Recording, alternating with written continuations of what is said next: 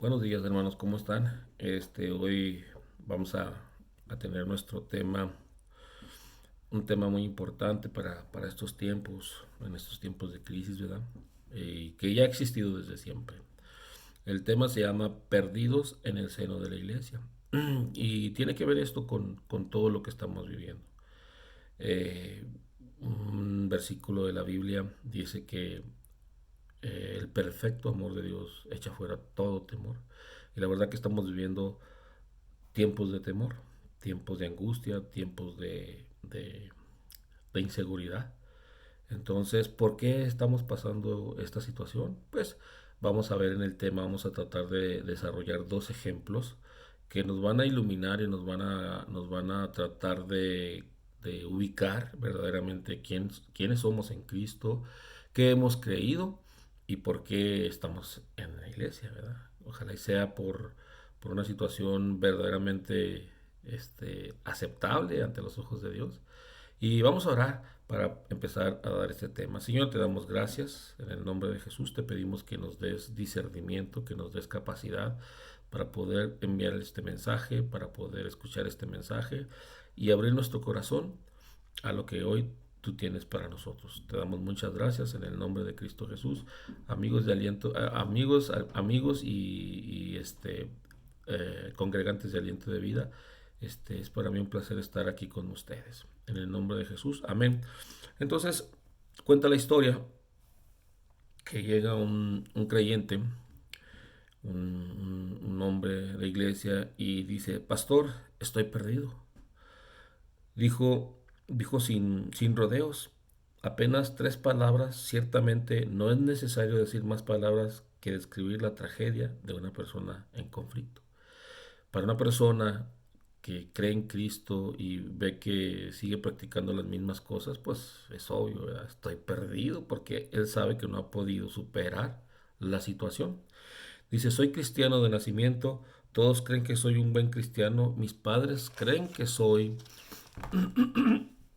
un hijo maravilloso. Los hermanos de la iglesia piensan que soy una persona consagrada. Son apariencias externas. Él piensa que todos creen porque quizás se lo hayan exteriorizado y le hayan dicho, eres una bendición, oh, yo quisiera que mi hijo igual que tú, o yo quisiera ser como tú, ¿verdad? Y dice, todos creen que soy un cristiano modelo, pero no es verdad. Pastor, soy un miserable, acabo de hacer algo horrible y no es la primera vez que lo hago, hasta tuve ganas de morir. Yo no soy lo que todos piensan que soy. Esa es una situación importante. Yo no soy lo que todos piensan que yo soy, porque hemos tratado de vivir una apariencia, hemos tratado de conservar esa apariencia y no somos transparentes, somos personas de dos ánimos quizás. Y este joven o esta persona, este creyente, estaba pasando por una situación donde ya no podía sostener más una mentira. ¿Eh? Creer, creer o aparentar algo que no soy es una mentira. Es una mentira. Estamos engañando porque no somos honestos, no somos transparentes, ¿verdad? Dice, yo no quiero ser así, pastor, quiero ser un cristiano de verdad, pero no lo consigo. He luchado muchas veces, me he esforzado, pero siempre termino derrotado. Ahí está hablando está hablando de su carnalidad, de su situación humana. La Biblia dice que aunque tú te esfuerces para subir 2 codos más de estatura, no lo vas a conseguir. Es Dios el que tiene el poder y la autoridad para poder hacer cambios en tu vida, siempre y cuando tú estés consciente o estemos conscientes de que verdaderamente necesitamos esa ayuda. Me recuerdo que cuando estábamos en el Instituto Bíblico, nuestro maestro nos decía, y es hablando en cuanto me he esforzado, nos decía que hay 4 procedimientos o 4 procesos dentro de la vida de un creyente. El primer paso es la acción del momento. Es decir, tú eres una persona que tienes un problema de adicción, ya sea de alcohol, drogas, has engañado a tu esposa, etcétera, etcétera, todas esas cosas, y de repente alguien llega a tu casa y te empieza a hablar que en Cristo hay oportunidad, que en Cristo hay salvación, que en Cristo se pueden arreglar las cosas, y como tú tienes ese problema ahorita ya ahí, que no hayas qué hacer, te dice, pues quieres aceptar a Dios, como, sí, sí, sí, yo lo quiero aceptar, ese es el acto del momento, y aceptas a Dios, ¿verdad? Aceptas. inconscientemente, pero lo aceptas porque lo que te está atormentando, lo que te está ahí dañando es la situación a la cual tú ya traspasaste los límites, ya no aguantas más, ya dices, esto ya es inaguantable, ya no quiero vivir esto, ¿verdad? Y de alguna manera estás buscando una solución, un curita o algo así que te ayude a tranquilizar tu conciencia. Entonces viene el segundo paso.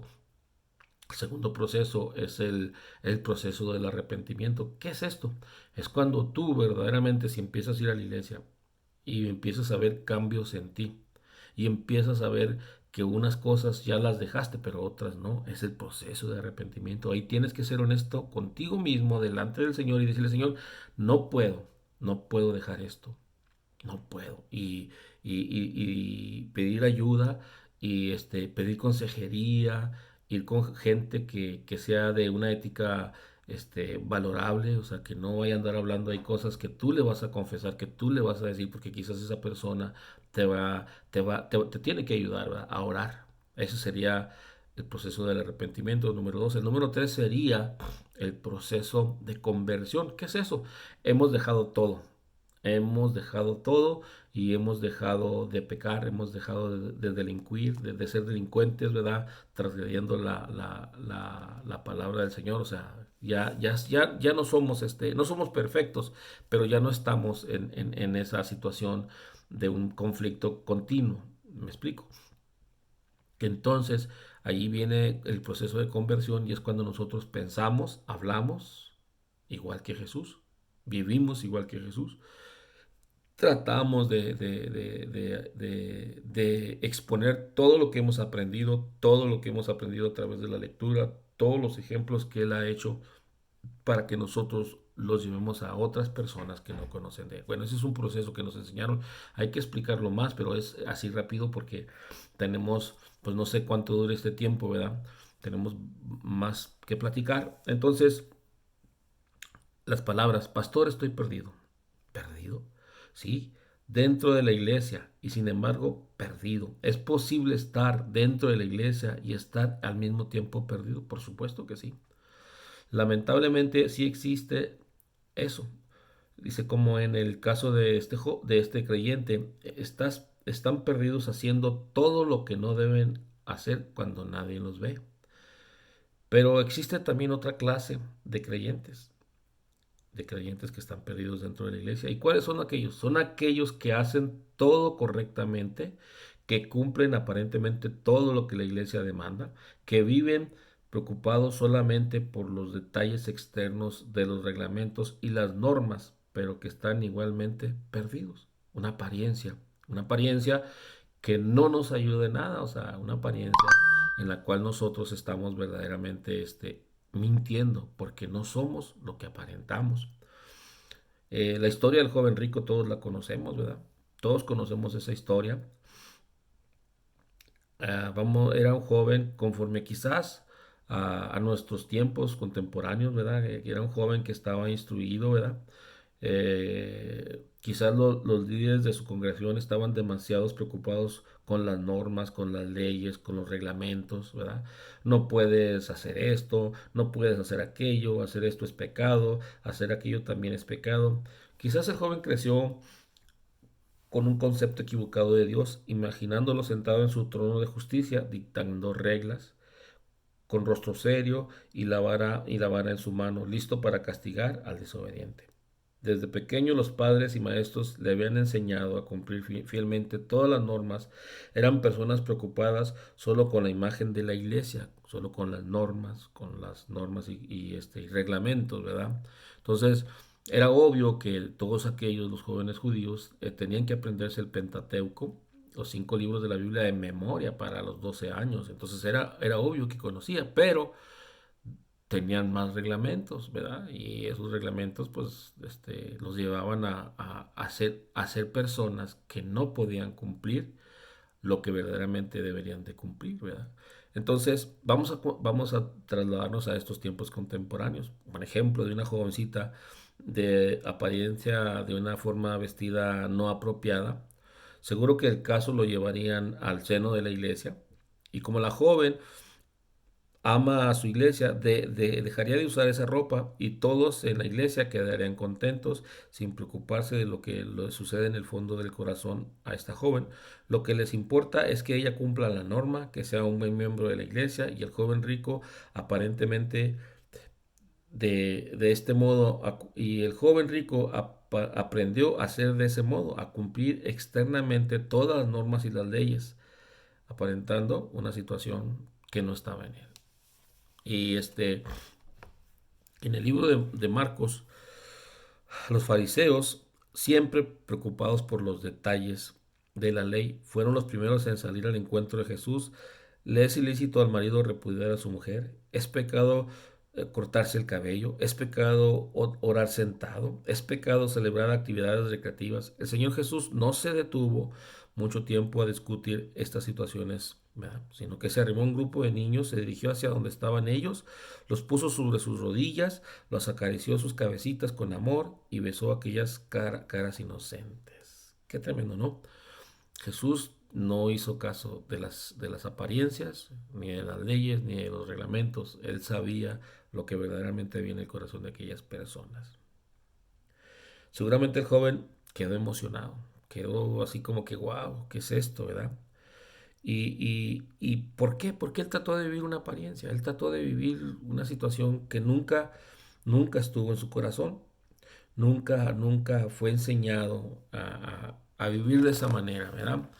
Entonces, el joven le pregunta, maestro, ¿qué haré para heredar la vida eterna? En realidad lo que estaba diciendo era, ¿qué tengo que hacer? ¿Qué tengo que hacer para ser salvo? Siento que estoy perdido, no tengo seguridad de salvación. ¿Por qué se sentía así ahí? ¿No era acaso un buen miembro de la iglesia? ¿No cumplía todas las normas? Ajá. Cumplir solo lo externo de los mandamientos nunca fue sinónimo de salvación. No, no, eso no está, no es algo que está demandando, ¿verdad? Ser en apariencia un buen miembro de la iglesia no quiere decir estar salvo. Es posible, en cierto modo, obedecer todo y estar completamente perdido dentro de la iglesia. Entonces, lo haces porque te están viendo, lo haces porque tienes una posición, lo haces porque te gusta la posición. En mi caso, a mí me gusta ser dirigente de alabanza, siempre lo he sido, pero hoy mi función como pastor me requiere de otra situación, ¿verdad? A lidiar con casos, con personas y poner atención, orar, eh, eh, educarlos, tratar de resolver sus conflictos, ¿verdad? Y tratar de dar una buena enseñanza. Es una situación muy, estresante, pero muy, para mí, ¿verdad? Te digo, yo dejé sigo dirigiendo alabanza, pero ya no de la manera que lo hacía. Entonces, hoy mi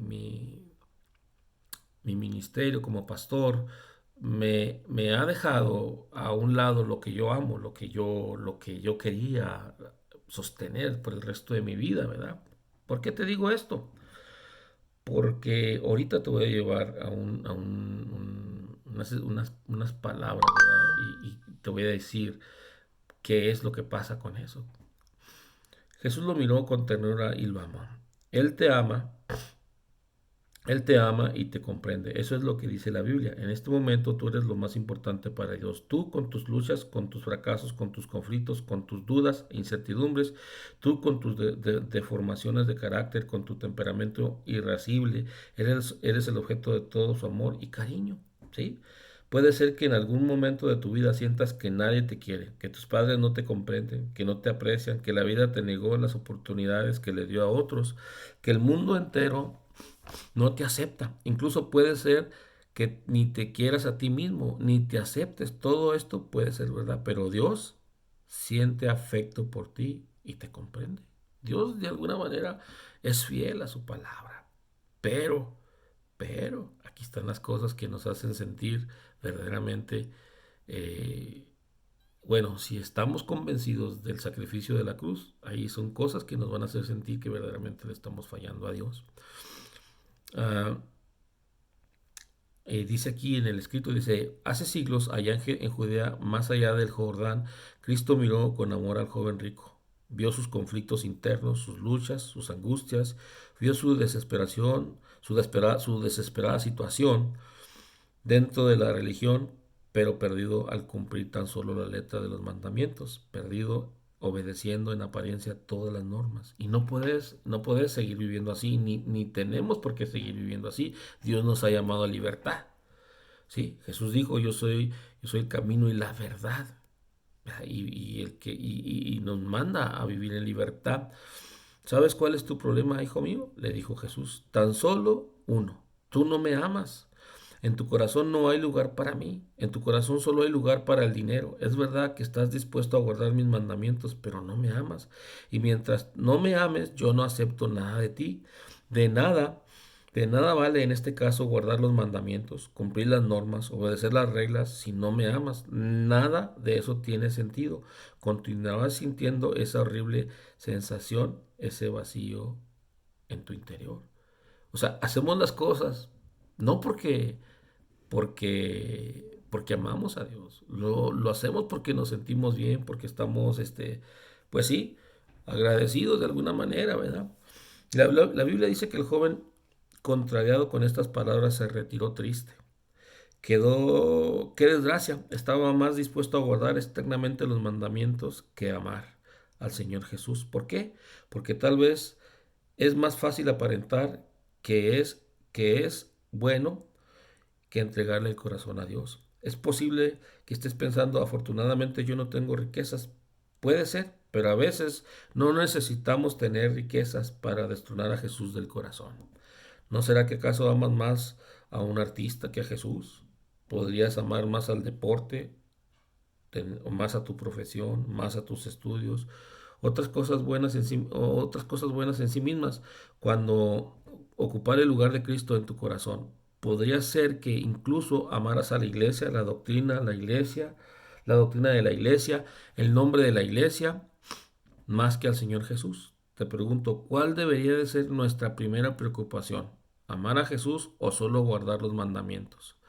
A veces estamos más preocupados porque los creyentes, porque los miembros de la iglesia obedezcan las normas en lugar de que amen a Jesús. Pero el interés de Jesús es diferente. Dame, hijo mío, tu corazón, dice él mientras llama a la puerta del corazón humano.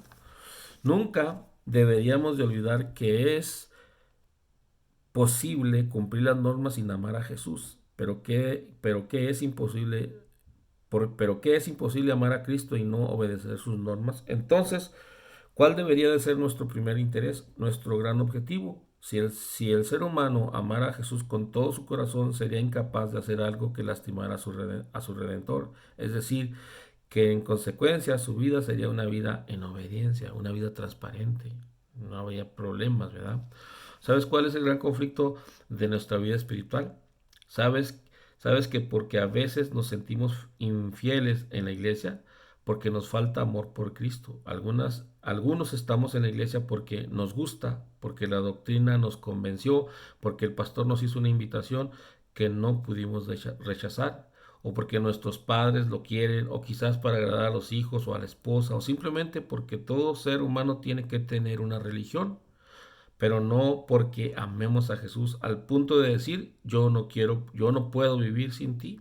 Es una situación media así que dices, wow, qué demanda, ¿no? Pero déjame decirte que Jesús se hizo hombre, se hizo semejante a los hombres por amor a ti. Obedeció al Padre y se convirtió en un hombre para ir a morir en una cruz por ti y por mí. Nuestro segundo caso, nuestra segunda historia en tiempos actuales, era una persona de casi 70 años, 60 años de edad, y me y dice que dijo, así dice el escrito, me dijo una anciana cierto día, llevo casi 60 años casada, puedo preguntarle a mi marido y él le dirá que siempre fui una esposa perfecta. Hice todo lo bueno, todo lo que una buena esposa debe hacer. Actué siempre del modo correcto, pero nunca fui feliz. Le preguntó el pastor, ¿por qué? Porque yo no amo a mi marido, pastor, pero entonces, ¿por qué se casó? La ancianita emocionada dijo, en mis tiempos uno no escogía al marido, eran los padres los que los escogían. Un día mi padre dijo, hija, dentro de 2 meses te vas a casar con el hijo de mi compadre, así que preparemos el laguar, los detalles para la fiesta, quedaron todos arreglados. Y faltando 2 días para el casamiento conocí a mi novio. No me gustó, nunca logré quererlo, pero me casé porque tenía que obedecer. Fui una esposa perfecta, pero nunca fui feliz. ¿Cómo ser feliz al lado de alguien a quien no amas? El bautismo es una especie de matrimonio con Cristo. Muchos cristianos tal vez puedan decir, Señor, estoy en la iglesia bautizado hace 5 años o 10 o 15. En todo ese tiempo cumplí de alguna manera lo que la iglesia pide, pero nunca fui feliz. ¿Por qué? Porque no es posible ser feliz al lado de quien no se ama. Convivir con una persona a quien no se ama ya es una tarea difícil. Así que imaginemos qué sería cuando no hay amor. Nunca podremos ser felices estando en la iglesia solamente porque nacimos en ella o debido a la presión social, religiosa o familiar.